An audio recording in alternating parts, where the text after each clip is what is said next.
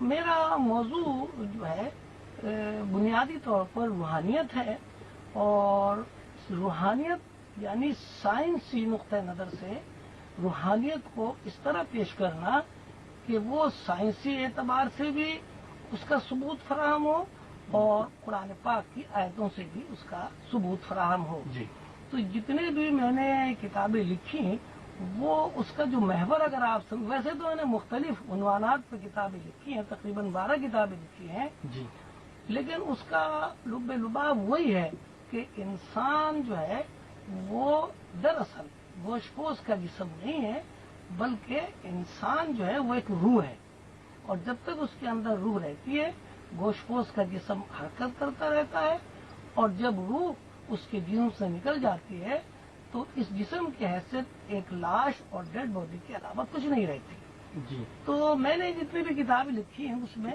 بنیادی چیز یہی ہے کہ انسان کو اپنی اصل سے، اپنی روح سے واقف ہونا چاہیے، اور بحیثیت مسلمان کے، کیونکہ آخری کتاب قرآن مسلمانوں کے پاس ہے، تو روحانی نقطۂ نظر سے قرآن میں وہ سائنسی فارمولے ایجاد کرنے چاہیے قرآن سے لے کر جو اللہ تعالیٰ نے نوع انسانی کی بھلائی کے لیے کتاب میں نازل کیے ہیں۔ اور اللہ تعالیٰ خود فرماتے ہیں کہ میں نے زمین کو، آسمان کو اور جو کچھ اس کے اندر ہے سب کا سب انسانوں کے لیے مسخر کر دیا۔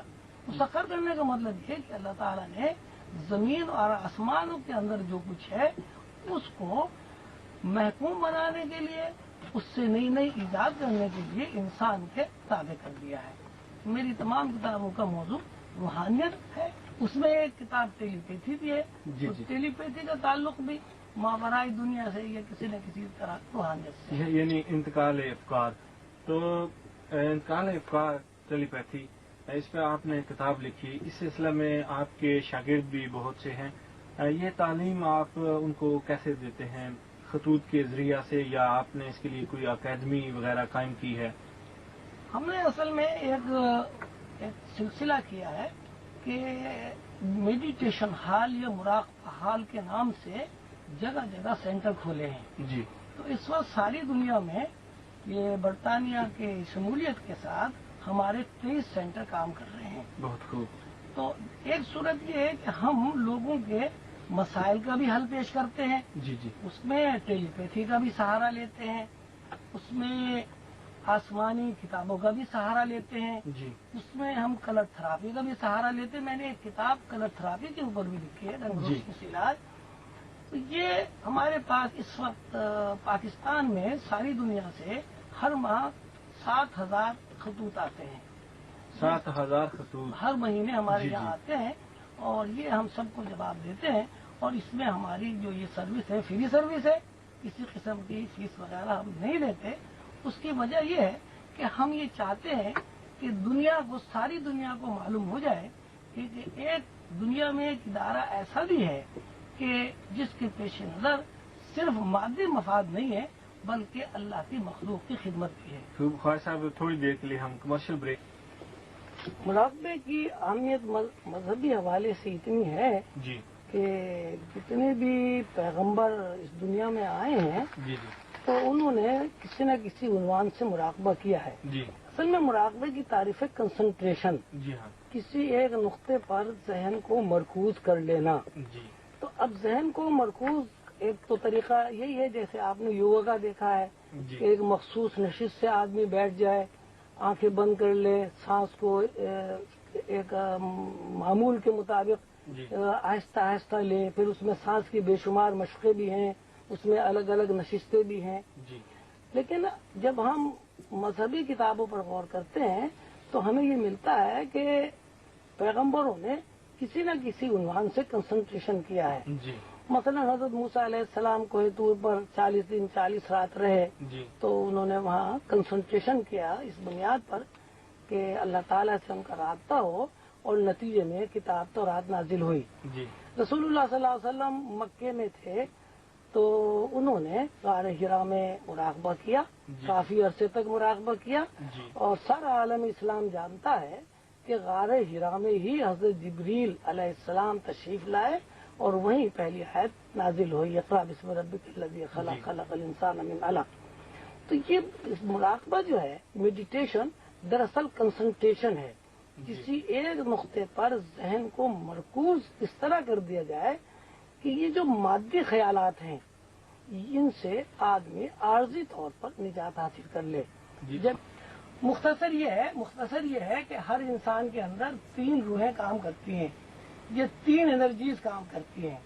ایک کا نام روح انسانی ہے، ایک کا نام روح حیوانی ہے، اور ایک کا نام روح اعظم ہے۔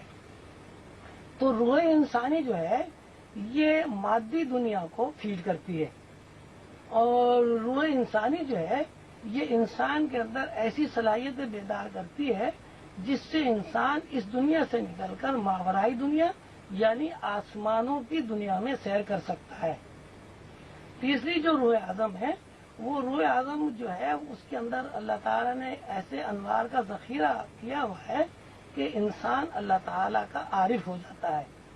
تو یہ تینوں روحیں جو ہیں انسان کے اندر ہیں، اور اللہ تعالیٰ نے ہر انسان کو ان روحوں سے استفادہ کرنے کی، فائدہ اٹھانے کی اجازت بھی دی ہے، اور ہر انسان کے اندر صلاحیت بھی پیدا کی ہے۔ اب یہ کہ ان روحوں سے کس طرح فائدہ اٹھایا جائے، اس کے لیے استاد کا ہونا ضروری ہے۔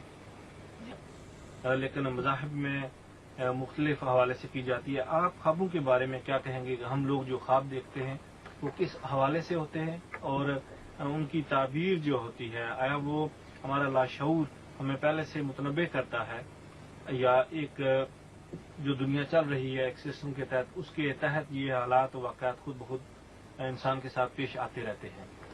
دیکھیے، اس میں آپ یہ غور فرمائیں کہ یہ جو ہمارا جسم ہے جی، یہ جب بھی حرکت کرتا ہے تو یہ کسی نہ کسی خیال کے دباؤ سے حرکت کرتا ہے۔ جی، مثلاً آپ کو خیال آئے گا دفتر چلو تو یہ چل پڑے گا، مثلاً آپ کو خیال آئے گا تو کھانا کھاؤ تو آپ کے ہاتھ بھی چلنے لگیں گے اور جناب منہ بھی چلنے لگے گا۔ جی، جی، تو یہ جو ہماری زندگی ہے یہ 2 رخوں پر ہر وقت چل رہی ہے۔ جی، 2 خیالات ہمیں آتے ہیں ہر وقت۔ جی، ایک خیال جو ہے ہمیں آتا ہے وہ جو ہمیں ٹائم اسپیس میں بند کر دیتا ہے، ٹھیک، یعنی ہم مادی وسائل کے بغیر حرکت نہیں کر سکتے۔ جی ہاں، اور ایک خیال ہمارے اوپر ایسا آتا ہے کہ ہم مادی وسائل سے آزاد ہو کر یعنی ٹائم اسپیس سے آزاد ہو کر سفر کرتے ہیں۔ جی، تو وہ جو خیال ہے جو مادی وسائل سے آزاد ہو کے ہمیں اور ہماری زندگی کو رواں دواں رکھتا ہے، اس کو روحانیت میں خواب کہتے ہیں۔ ٹھیک، اب اس کا مطلب یہ ہوا کہ انسان ہمہ وقت 2 اس میں رخوں میں سفر کرتا ہے۔ جی، ایک رخ جو ہے وہ بیداری کا ہے جس کو ہم یہ ظاہری دنیا کہتے ہیں، جی، اور ایک رخ خواب کا ہے جس کو ہم لاشعور بھی کہہ سکتے ہیں۔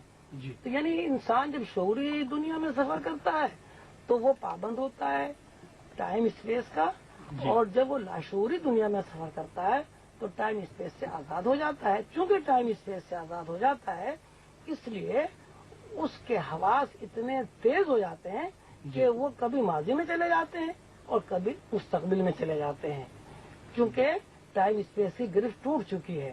ٹھیک، تو خواب مستقبل کی نشاندہی کرتا ہے، اور اس کا جو تعلق ہے خواب کا وہ تمام آسمانی صحائفوں سے ثابت ہے کہ خواب بہرحال مستقبل کا انکشاف کرتا ہے۔ جیسے حضرت یوسف علیہ السلام کے واقعے میں آپ نے پڑھا کہ بھئی 7 سال کھیتی ہوگی، 7 سال قحط پڑے گا، جی ہاں، وہ ایسا ہی ہوا۔